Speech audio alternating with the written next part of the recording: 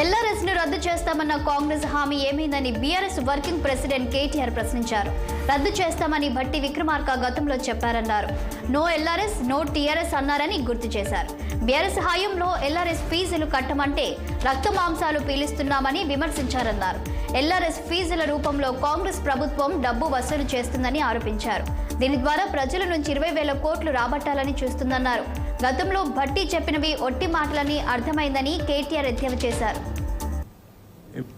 ఆనాడు LRS BRS ప్రభుత్వం తీసుకొచ్చినప్పుడు 2020 ఆగస్టు 31 నుంచి అక్టోబర్ 31 వరకు దరఖాస్తులు ఆహ్వానించడం జరిగింది.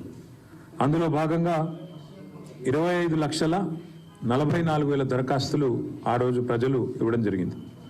ఆ రోజు లేఅవుట్ రెగ్యులరైజేషన్ కోసం మరి కొంత ఫీజు కూడా నామినల్ ఫీజు ఒక 1,000 రూపాయల చొప్పున నామినల్ ఫీజు కూడా పెట్టడం జరిగింది.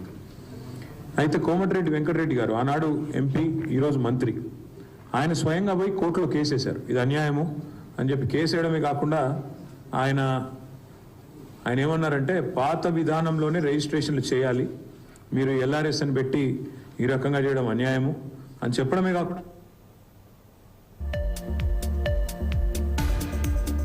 ఎంపీ ఎమ్మెల్యేలకు లంచం కేసులో సుప్రీంకోర్టు సంచలన తీర్పు వెలువరించింది. వారికి రాజ్యాంగ రక్షణ కల్పించలేమని వ్యాఖ్యానించింది. 7 సభ్యుల రాజ్యాంగ ధర్మాసనం ఏకగ్రీవ తీర్పునిచ్చింది.